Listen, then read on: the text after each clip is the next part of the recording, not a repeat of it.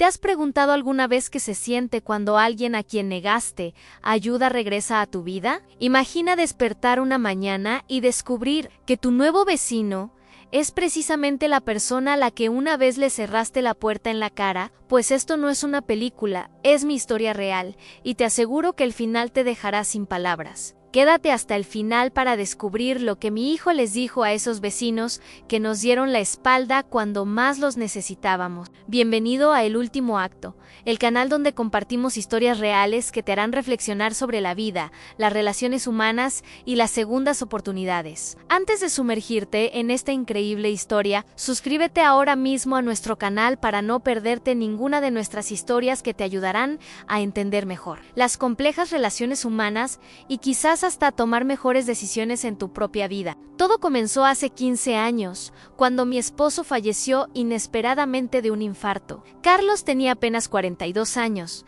era un hombre sano, trabajador y el pilar de nuestra familia. La noticia fue como un rayo que partió mi vida en dos, el antes y el después. Me quedé sola con nuestro hijo Mateo, que en ese entonces tenía apenas 12 años. No solo tuve que lidiar con el dolor desgarrador de perder al amor de mi vida, sino también con una situación económica que se volvió insostenible de la noche a la mañana. Carlos era ingeniero civil y trabajaba en una pequeña empresa de construcción que, lamentablemente, no ofrecía seguros ni beneficios significativos para los familiares en caso de fallecimiento. Los ahorros que teníamos apenas alcanzaron para cubrir los gastos del funeral y un par de meses de hipoteca. Yo había dejado mi carrera como enfermera para dedicarme a la crianza de Mateo, siguiendo el acuerdo que habíamos hecho con Carlos. Tú te encargas de criar a nuestro hijo, yo me encargo de mantener el hogar, me decía siempre con una sonrisa. Nunca imaginamos que el destino nos jugaría esta cruel pasada. Nuestra casa estaba ubicada en Vall-di-Flores, un barrio residencial de clase media en las afueras de Madrid. Era una urbanización de casas pareadas, todas prácticamente idénticas, con pequeños jardines delanteros y patios traseros. Los vecinos eran en su mayoría familias jóvenes o parejas de mediana edad. Todos se conocían, al menos de vista, y se saludaban al cruzarse en la calle o al sacar la basura. Los Ramírez vivían a nuestra derecha. Javier era ejecutivo en un banco, y su esposa Pilar dirigía una boutique en el centro comercial cercano. Tenían dos hijas adolescentes que siempre andaban con sus teléfonos, rara vez levantando la mirada para saludar. A nuestra izquierda estaban los Moreno, un matrimonio mayo, sin hijos, ambos profesores jubilados. Y frente a nosotros vivían los Gutiérrez, una familia con 3 niños pequeños. Durante años, nuestra relación con los vecinos había sido cordial pero distante. Nos saludábamos, intercambiábamos comentarios sobre el tiempo o alguna noticia del barrio, pero nunca fuimos realmente cercanos. Ninguno de ellos vino al funeral de Carlos. Solo recibí unas cuantas tarjetas de condolencia genéricas y algún que otro "lo siento mucho" al cruzarnos en la calle. A medida que pasaban las semanas, la realidad de mi situación se hacía cada vez más evidente. Necesitaba encontrar trabajo urgentemente, pero después de 10 años fuera del mercado laboral, mis perspectivas eran sombrías. Mi título de enfermería estaba desactualizado y la competencia en el sector era feroz. Conseguí algunos trabajos temporales como cajera en un supermercado, luego como recepcionista en una clínica dental, pero nada estable. Los ingresos apenas alcanzaban para cubrir los gastos básicos. La hipoteca se convirtió en una pesadilla recurrente cada mes. Una tarde, después de recibir otra carta del banco, amenazando con iniciar el proceso de ejecución hipotecaria, me armé de valor y decidí hablar con los vecinos. No para pedir dinero, sino para ver si podían ayudarme a encontrar algún trabajo estable o, al menos, ofrecerme algún consejo. Empecé por los Ramírez. Sabía que Javier tenía contactos en el mundo financiero y empresarial. Quizás podría recomendarme para algún puesto administrativo o algo similar. Me puse mi mejor ropa, la que usaba para las entrevistas de trabajo, y toqué a su puerta un domingo por la tarde. Pilar abrió la puerta con una sonrisa que se desvaneció al verme. «¿Eres tú, Mercedes?», dijo con un tono que denotaba más fastidio que sorpresa. Le expliqué brevemente mi situación y le pregunté si podría hablar con Javier unos minutos. «Lo siento, está muy ocupado con un proyecto importante», respondió, aunque pude escuchar claramente el sonido del partido de fútbol en la televisión del salón. Además, los tiempos están difíciles para todos, ¿sabes? En el banco están despidiendo gente, no contratando. Antes de que pudiera decir algo más, añadió a Mira, Mercedes, no es por ser cruel, pero deberías considerar vender la casa. Esta urbanización no es para gente con problemas económicos, afecta el valor de todas nuestras propiedades. Y sin más, cerró la puerta. Con el corazón encogido pero decidida a no darme por vencida, fui a casa de los Moreno. Siendo profesores jubilados, pensé que quizás podrían necesitar ayuda con la limpieza o las compras, o tal vez conocerían a alguien que sí. El señor Moreno me recibió con una expresión de desconfianza. Ni siquiera me invitó a pasar. ¿Qué quieres?, preguntó secamente. Cuando le conté sobre mi situación, soltó una risa sarcástica. ¿Y qué esperas que hagamos nosotros? Mantenerte. Cada uno tiene sus problemas, querida. Nosotros trabajamos duro toda nuestra vida para tener una jubilación tranquila. No es nuestra culpa que tu marido no previera el futuro, ni que tú no tengas habilidades para el mercado laboral actual. Su esposa apareció detrás de él y añadió, además, siempre fuisteis muy reservados, apenas os conocemos. ¿Por qué deberíamos ayudaros ahora? Mi última esperanza eran los Gutiérrez. Ana, la madre, siempre me había parecido la más amable del vecindario. A veces comentaba lo bien que se portaba Mateo con sus hijos pequeños cuando coincidían en el parque, pero la respuesta no fue mejor. Lo siento mucho, Mercedes, pero apenas llegamos a fin de mes con 3 niños, me dijo Ana, aunque su reciente coche nuevo y las obras de ampliación de su casa contaban una historia diferente. Quizás deberías buscar ayuda en los servicios sociales o en alguna ONG. Nosotros no podemos involucrarnos en estas cosas. Regresé a casa devastada. No solo me habían negado cualquier tipo de ayuda, sino que me habían hecho sentir como una paria, como si mi mala suerte fuera contagiosa, o peor aún, merecida. Esa noche lloré hasta quedarme dormida en el sofá. Mateo me encontró así a la mañana siguiente. A sus 12 años, era un niño increíblemente maduro y perceptivo.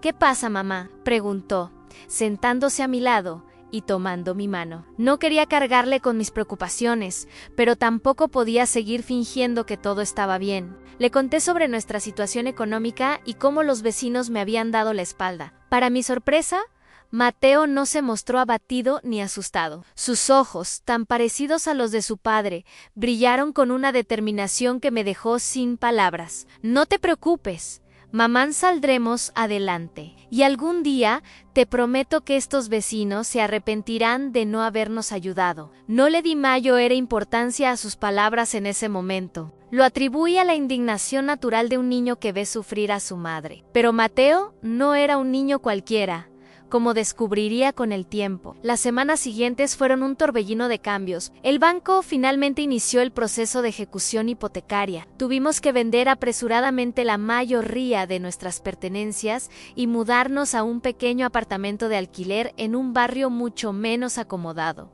a 20 kilómetros de allí. La despedida del vecindario fue tan fría como esperaba. Nadie vino a ayudarnos con la mudanza, nadie se ofreció a mantener el contacto. De hecho, algunos parecían aliviados de vernos partir, como si hubiéramos sido una mancha en su perfecta comunidad. Los años siguientes fueron extremadamente duros. Trabajé en lo que pude, en limpiando casas, cuidando ancianos, haciendo turnos nocturnos en residencia. A veces tenía 2 o 3 trabajos simultáneamente. Apenas veía a Mateo, que pasaba muchas horas solo, estudiando o haciendo tareas domésticas para ayudarme. A pesar de todo, mi hijo nunca se quejó, se convirtió en un estudiante ejemplar, obteniendo becas que aliviaron un poco nuestra carga económica. Cuando terminó el bachillerato con honores, consiguió una beca completa para estudiar administración de empresas en una prestigiosa universidad. Durante esos años, nunca volvimos a Valdeflores. Era como si hubiéramos sellado esa parte de nuestra vida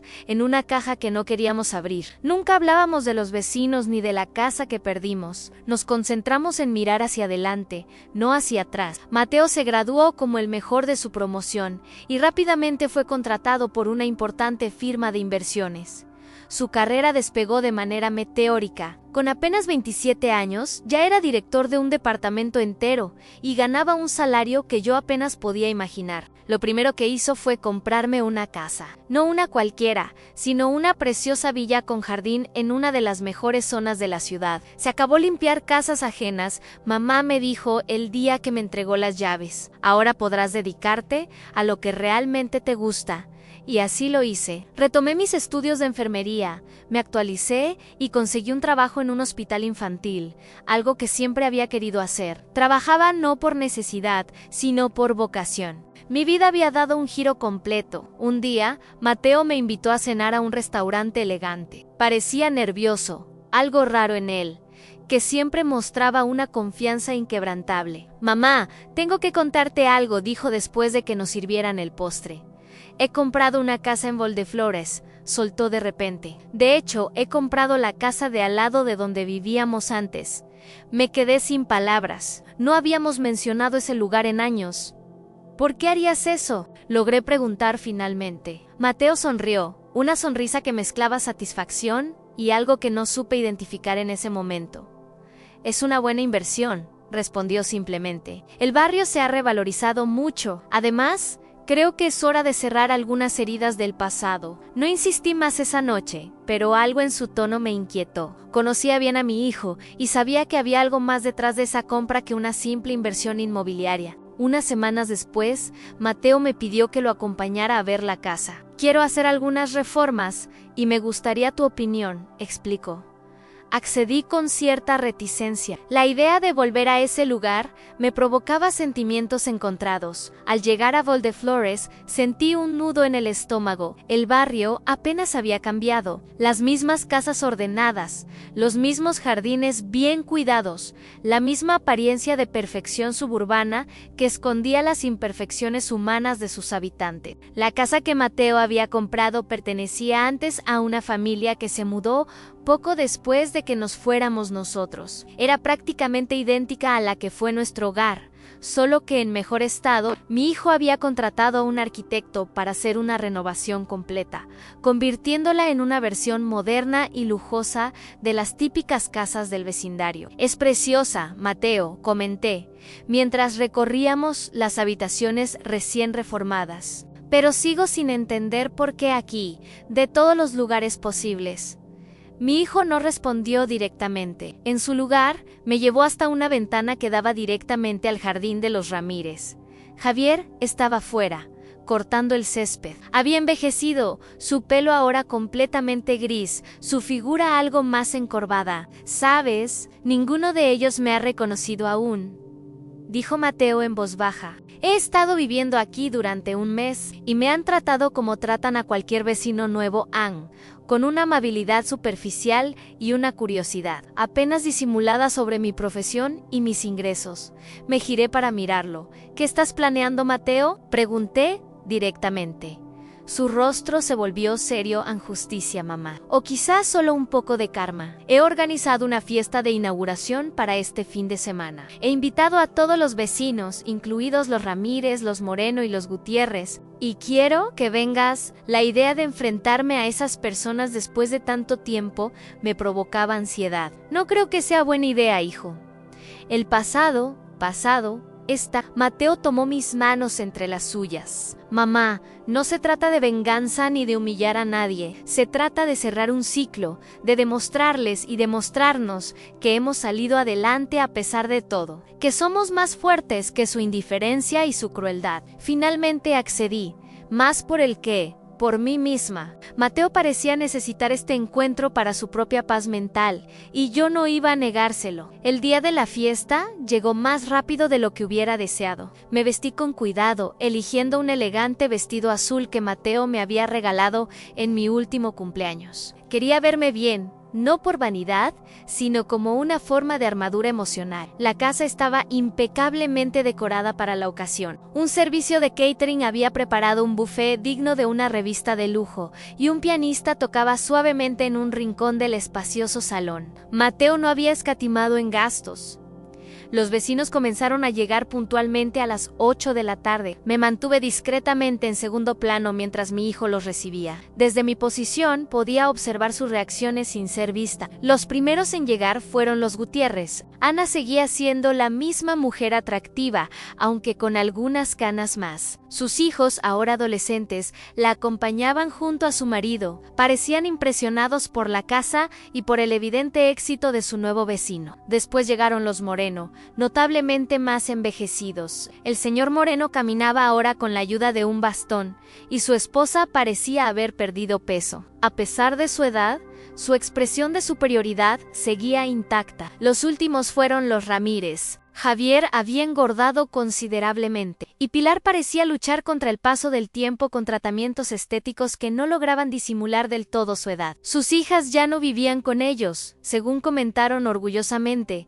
Una estudiaba en el extranjero y la otra trabajaba en Barcelona. Ninguno de ellos me reconoció al principio. Habían pasado 15 años, y yo también había cambiado. Mi pelo, antes siempre recogido en una coleta práctica, ahora caía en suaves ondas sobre mis hombros. Las arrugas de preocupación que marcaron mi rostro durante aquellos años difíciles habían sido reemplazadas por líneas de expresión más serenas, y sobre todo, ya no llevaba esa mirada de desesperación que tenía la última vez que me vieron. Mateo esperó a que todos los invitados tuvieran una copa en la mano antes de llamar su atención para un brindis. Se colocó en el centro del salón y con un gesto me pidió que me uniera a él. Fue entonces cuando empecé a notar las miradas de reconocimiento, primero confusas, luego sorprendidas. «Quiero agradecer a todos por venir esta noche», comenzó Mateo con voz clara y firme, especialmente a nuestros vecinos más antiguos, aquellos que ya vivían aquí cuando esta urbanización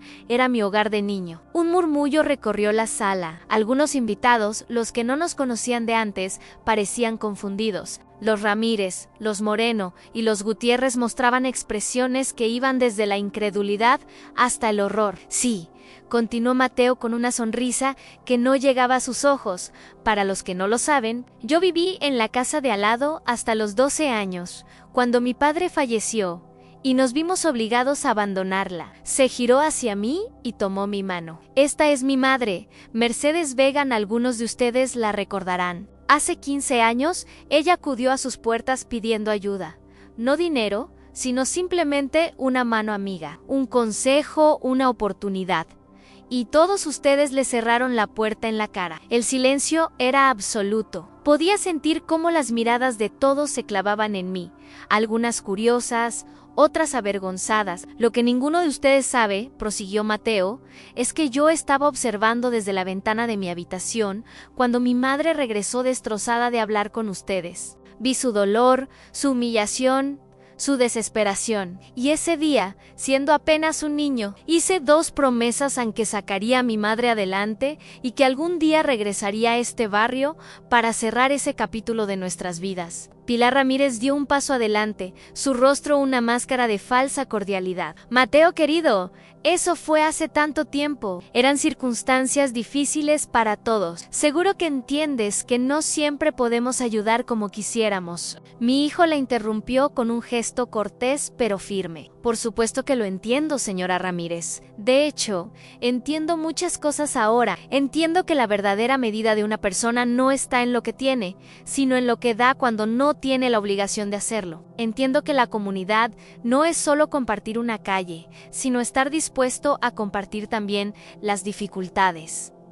Se volvió hacia el resto de los invitados. «Pero no los he reunido aquí para reprocharles nada. Los he invitado para decirles algo importante, algo que he aprendido a lo largo de estos años». El ambiente estaba cargado de tensión. Los Moreno parecían querer desaparecer, mientras que el señor Gutiérrez miraba repetidamente hacia la puerta, como calculando la distancia para una retirada rápida. «Lo que quiero decirles», continuó Mateo, «es que les perdono». Esas 3 palabras cayeron como una bomba en la sala. Nadie esperaba eso, ni siquiera yo. «Les perdono no porque lo merezcan, sino porque mi madre y yo merecemos paz. Les perdono porque cargar con el rencor solo nos haría daño a nosotros. no a ustedes. Les perdono porque, a pesar de todo, ustedes me enseñaron una valiosa lección, que el éxito sin humanidad no es verdadero éxito. Mateo hizo una pausa y bebió un sorbo de su copa. Yo estaba inmóvil a su lado, profundamente conmovida por sus palabras. Durante años, prosiguió, fantaseé con este momento. Imaginé diferentes escenarios a humillarlos públicamente, comprar todas las casas del vecindario y echarlos, incluso arruinarlos financieramente. Algo que, dada mi posición actual, no hubiera sido particularmente difícil. Vi cómo Javier Ramírez palidecía. Como banquero, seguramente entendía que Mateo no estaba fanfarroneando, pero con el tiempo comprendí que ninguna de esas acciones me traería satisfacción real. La verdadera victoria no está en devolver el daño, sino en superarlo y crecer a partir de él. Y eso es exactamente lo que mi madre y yo hemos hecho. Se giró hacia mí con una mirada llena de amor y orgullo. Esta mujer increíble trabajó hasta la extenuación para que yo pudiera estudiar, nunca se rindió, nunca se amargó, nunca dejó que la crueldad de otros endureciera su corazón. Todo lo que soy, todo lo que he logrado se lo debo a ella y a su inquebrantable espíritu. Las lágrimas corrían libremente por mis mejillas, pero eran lágrimas de emoción, no de tristeza. El niño al que había criado se había convertido en un hombre de una integridad y una sabiduría extraordinarias. Así que esta noche, concluyó Mateo, quiero anunciarles que he decidido donar esta casa. Será la sede de una fundación que ayudará a familias monoparentales en situación de vulnerabilidad, ofreciéndoles asesoramiento legal, financiero y laboral para que puedan mantener sus hogares y su dignidad. La fundación llevará el nombre de mi padre, Carlos Hernández, y será dirigida por mi madre, quien mejor que nadie entiende las necesidades de estas familias. Yo estaba completamente sorprendida. Mateo no me había comentado nada sobre esto. Mi hijo continúa en esta fundación, trabajará en toda la región, pero tendrá un enfoque especial en este vecindario, porque creo firmemente que ninguna comunidad es más fuerte que su miembro más vulnerable, y ninguna casa es verdaderamente un hogar si está rodeada de indiferencia. Miró directamente a los ojos de los vecinos que nos habían rechazado años atrás. Los invito a todos a colaborar con la fundación, no con dinero, que sé que algunos de ustedes pueden permitirse dar generosamente, sino con su tiempo, sus conocimientos, su humanidad, porque eso es lo que realmente importa, no lo que tenemos, sino lo que estamos dispuestos a compartir. El silencio que siguió fue profundo, casi reverencial. Podía haber una mezcla de emociones en los rostros de todos: vergüenza, admiración, reflexión. Ana Gutiérrez fue la primera en reaccionar. Con lágrimas en los ojos, se acercó a mí y, sin decir palabra, me abrazó. Un abrazo sincero, cargado de arrepentimiento y de una nueva comprensión. Poco a poco, otros vecinos se acercaron también. Algunos se disculparon explícitamente, otros simplemente expresaron su admiración por lo que Mateo había logrado y por la fundación que estaba creando. Los Moreno fueron los últimos en aproximarse. El señor Moreno, apoyado en su bastón, parecía haber envejecido 10 años en los últimos minutos.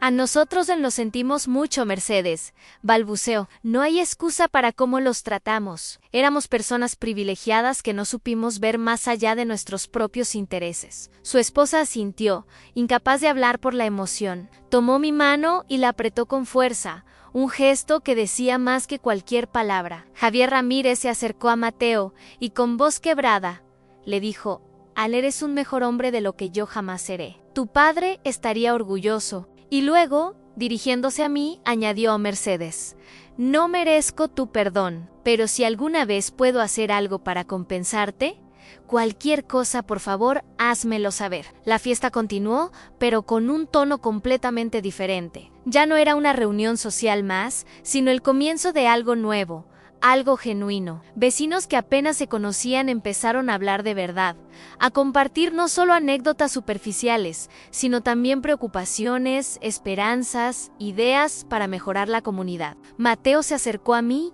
y me abrazó. «¿Estás bien, mamá?», preguntó en voz baja. «Mejor que bien», respondí. Estoy increíblemente orgullosa de ti, no solo por tu éxito, sino por el hombre en el que te has convertido. Mi hijo sonrió. Ana, aprendí de la mejor. Y ahora, ¿qué te parece la idea de la fundación? Debería habértelo consultado antes, pero quería que fuera una sorpresa. Es una idea maravillosa, respondí sinceramente. Siempre quise ayudar a otras mujeres en la situación en la que yo estuve, y honrar la memoria de tu padre de esta manera. No puedo imaginar un legado más hermoso. Mateo asintió. ¿Satisfecho? Él siempre decía que las verdaderas riquezas son las que compartes, no las que acumulas. Creo que estaría de acuerdo con esto. Miramos alrededor, a la casa llena de gente que ahora conversaba animadamente, a los vecinos que empezaban a verse unos a otros con nuevos ojos, más compasivos, más humanos. ¿Sabes?, dije pensativa, cuando nos fuimos de aquí, sentí que habíamos fracasado, que la vida nos había vencido. Nunca imaginé que algún día regresaríamos, y mucho menos de esta manera. No regresamos, mamá, respondió Mateo. Ana, avanzamos. Hay una gran diferencia. Y así, querido espectador, termina esta historia que me ha enseñado que el verdadero poder no está en la venganza, sino en la capacidad de transformar el dolor en propósito, la injusticia en cambio positivo. Hoy, la Fundación Carlos Hernández ha ayudado a más de 200 familias a mantener sus hogares y su dignidad. Y aquellos vecinos que una vez nos dieron la espalda son ahora algunos de nuestros voluntarios más dedicados. La vida nos pone pruebas que parecen imposibles de superar. Pero si hay algo que he aprendido, es que nuestras mayores heridas pueden convertirse en nuestras mayores fortalezas. Como dijo mi hijo aquella noche, no se trata de regresar, sino de avanzar. Si esta historia te ha conmovido o te ha hecho reflexionar, te invito a que te suscribas a El Último Acto, donde compartimos relatos que nos enseñan sobre la condición humana, sus sombras y sus luces. Deja tu comentario contándome qué harías tú en una situación similar y activa la campanita para no perderte ninguna de nuestras historias. Recuerda que las segundas oportunidades no siempre son para los demás, a veces son para nosotros mismos. Hasta el próximo relato.